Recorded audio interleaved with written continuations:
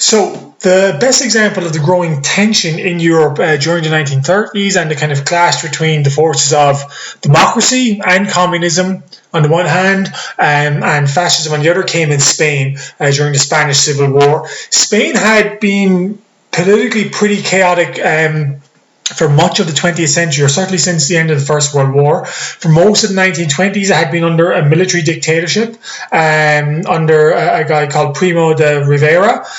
He was forced to resign in 1930 when a socialist government was elected to Spain in 1932. The king fled the country. So Spain used to be a parliamentary democracy. The king fled the country because he was afraid that the socialists would try and remove the monarchy. And this had led to growing political chaos in Spain, the result of which in 1935 there was an election in which a combination of socialists and communists and various left-leaning groups won the national election in Spain, and that collection of group was known as the Popular Front. But they were a kind of really eclectic mix of different political groups. I said it was socialists, communists, a variety of other kind of more liberal democratic forces. On the one hand, many fascists or right-leaning Spanish people who are affiliated with more conservative right-wing political ideas rejected the election in 1935, especially in the army. Many Spanish army officers were loyal to the monarchy. They wanted to bring the monarch back to Spain, and so in 1936, so the elections were 1935. In 1936, the fascists, led by a general called Francisco Franco, rebelled against the Spanish government, and that kickstarted the what's called the Spanish Civil War. So on the one hand, we have the group that are called the Republicans. That is the left-leaning socialists and communists who were defending the democratically elected government, Republican government, which had abolished the monarchy. And on the other hand, we have the nationalists, which were more conservative, right-wing leaning groups that were supported by the army and the Catholic Church in particular, and they were often known as the nationalists. So the Republicans, left-leaning nationalists, were the fascists, or were right-wing leaning as well, right-wing leaning themselves. Amongst the left, there was actually a great deal of division. Even amongst the Communist Party of Spain, there was a division between those who supported Joseph Stalin in the Soviet Union and who wanted to create a kind of centrally organized, strong communist party like the Russian Communist Party, and those who supported Leon Trotsky, who, as we've seen, had been exiled from Russia by this stage, and his desire for a kind of more democratic, egalitarian form of communism. So the point being is that even on the left themselves, there's a great deal of division amongst the various forces about how to, what their overall objectives were.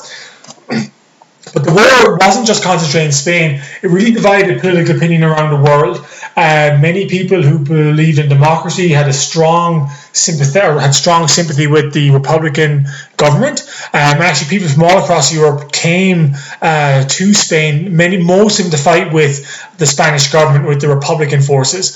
So famous writers, Ernest Hemingway was one actually who participated in the war on the government side. George Orwell was another, but there were groups of people from the right wing of Europe, from the more conservative political background of Europe, who also travelled to Spain to support the nationalists or the fascists. So in many ways, what's going on in Spain is kind of a forerunner for the First World War. The forces of fascism on the one hand, fighting against the combined forces of democracy and communism on the other side.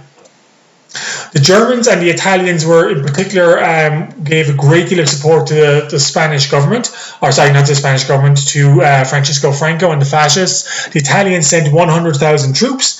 The Germans didn't send quite as many troops as that. They did send some troops. They sent military advisors. They sent weapons and airplanes as well. And that was one of the big advantages that the fascists had, was in terms of air power, that the Italians and the Germans gave significant air support to the fascist government, and often in many ways the Germans and Italians used the Spanish Civil War as a trial run for the new tactics they wanted to introduce, or they would end up introducing during the Second World War, especially the Nazi blitzkrieg that was first kind of trialed in Spain. The most famous kind of painting that came out of the conflict depicted here is Guernica by Pablo Picasso. Guernica was a town in northern Spain in the Basque region. The Basques were a people in Spain who didn't feel Spanish, who supported the Spanish government because they wanted greater political autonomy, and Nazi planes essentially destroyed the town in an air attack, and this was Picasso's depiction of what had happened in that attack.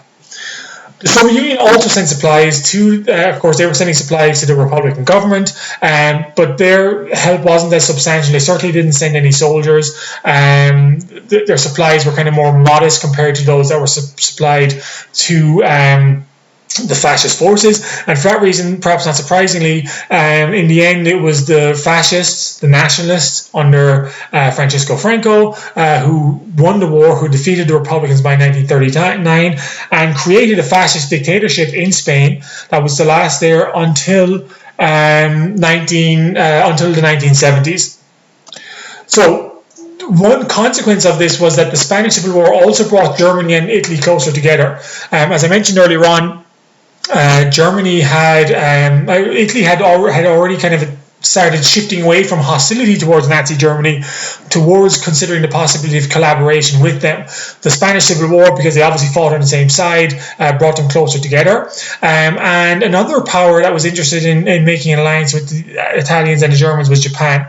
Japan itself had expansionist plans in the Pacific and Asia. Its biggest rival to expand into northern China, and as the Japanese had invaded northern China in 1931, was the Soviet Union. So in 1936, Japan signed a treaty with Germany called the Anti-Comintern Pact. Comintern stands for Communist International, so obviously this is an anti-communist treaty. And Italy then formally joined that Anti-Comintern Pact in 1937, and that gave us the kind of basis for the Axis forces that would be allied together during the Second World War. So back to Hitler's foreign policy. So the Spanish Civil War is kind of going on from 1936 to 1939, and in that context, there were other political developments taking place in Europe. So under the Treaty of Versailles, something called Anschluss was forbidden. Anschluss was basically the union between Austria and Germany. If you remember back to our lecture on the revolutions of 1848, one of the debates then was whether Germany should be all German speakers should be united in one country, and the question was what do you do about Austrian-speaking Germany? Well, Austria had obviously lost its non-German-speaking lands at the end of the First World War. The Austrians had actually requested that they join Germany as a single country in 1919. The Allies turned this down and forbid it in the Treaty of Versailles. Hitler himself was Austrian. He wanted Austria to be joined with Germany as part of his goal to create a single German-speaking state. Starting in late 1937, Hitler started putting pressure on the Austrian government to try and agree, to force them basically to accept German rule over them. In early 1938, the Austrian government decided to hold a referendum, and basically we're asking Austrians whether they want to remain independent or not. But the wording of the question was such that it would be almost impossible for Austrians to vote for union with Germany. Hitler was outraged, threatened to send in the army if the Austrians didn't surrender to him, basically, and the Austrians felt they had no choice but to do so. So in 1938, German army goes into Austria to support the new Nazi government that had been established in Austria. There's great celebrations in Austria. A referendum was held, and over 95% of the voters approved this union between Austria and Germany. So from 1938, Austria and Germany are now a single country.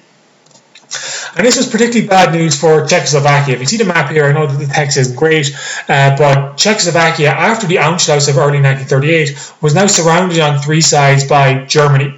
On top of that, there was a German-speaking population in Czechoslovakia called the Sudetenland. That's the area marked here in yellow on the map. That area had a large-speaking German majority. Initially, Hitler demanded extra rights for those Germans, and was threatening war if these rights weren't granted. Czechoslovakia refused to give these rights, and were supported by France. France and Czechoslovakia had an alliance going back to the 1920s. And so it looked like over the course of 1938, as Hitler was insisting that his demands be met, that war would break out. By September 1938, Hitler was demanding not only that rights be given to the Sudetenland Germans, but in fact that the Sudetenland would be just given to Germany. It really looked by the end of September 1938 that war was about to break out.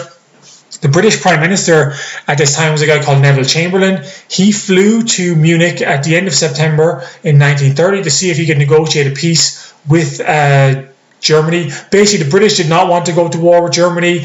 They understood that if Germany invaded Czechoslovakia, France, by the terms of its treaty, would feel compelled to join and help defend Czechoslovakia.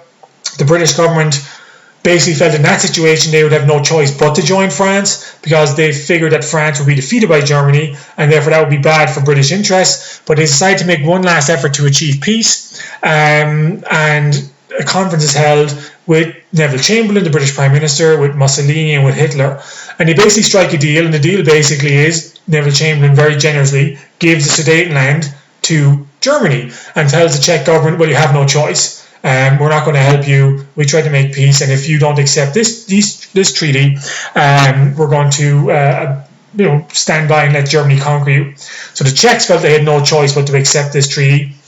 Neville Chamberlain flew back to Britain, and the peace here in quotation marks, peace in our time, he basically waived the treaty he had signed with Hitler, saying that this was Hitler's last demand in Europe. It had guaranteed peace in our lifetime, and any possible war over Czechoslovakia had been avoided. And so at the time, Neville Chamberlain was very, very popular in Britain because it looked like he had achieved lasting peace. Unfortunately, Hitler, as you guys probably well know, really could not be trusted his word.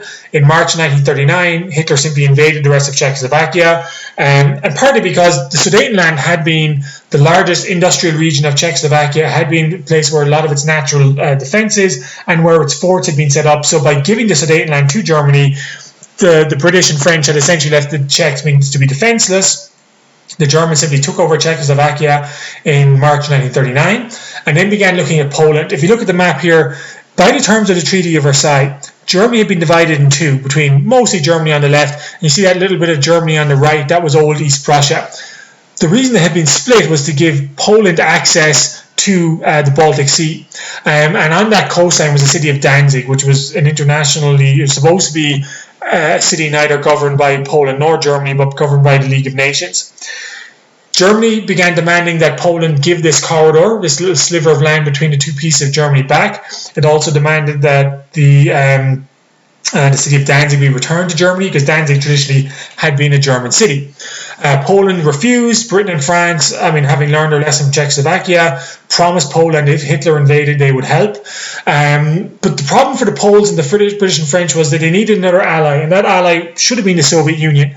So during the spring of 1939, the British, French, the Soviet Union and Poland tried to negotiate some kind of an alliance. But the issue is this. Obviously, if you look at the geography, if Germany were to invade Poland, the British and French would not be in a position to reach Poland to help. So the British and French wanted the Poles to agree to allow the Soviet Union to enter into Poland to help defend them against the Germans. The Poles, not unreasonably, remember that Russia had conquered Poland for several centuries. Russia and Poland and the Soviet Union had been at war. In fact, as recently as 1920, and therefore did not trust the Soviet Union to enter its borders, and kind of refused any kind of alliance with the Soviet Union. And this was bad news, because in 1939, the Soviets and the Germans decided to make their own non-aggression pact. They basically promised not to attack one another if the other country was at war with one another. This was an immensely shocking moment for Western Europe. No one had ever imagined that Nazi Germany and the Soviet Union would enter into a kind of an alliance like this. Hitler himself had talked about how he needed to destroy communism, and now he went off and made an alliance with the largest the only communist state in the world. So this kind of freed up Hitler to attack Poland. He pretended that the Poles attacked Germany in September 1939 and invaded Poland with the goal of recovering Danzig. The British and French, true to their word, this time declared war on Germany immediately afterwards, although they weren't really in much of a position to help Poland. The Soviet Union also attacked Poland, so Poland is attacked by the Soviet Union and Germany, and the Second World War has effectively begun.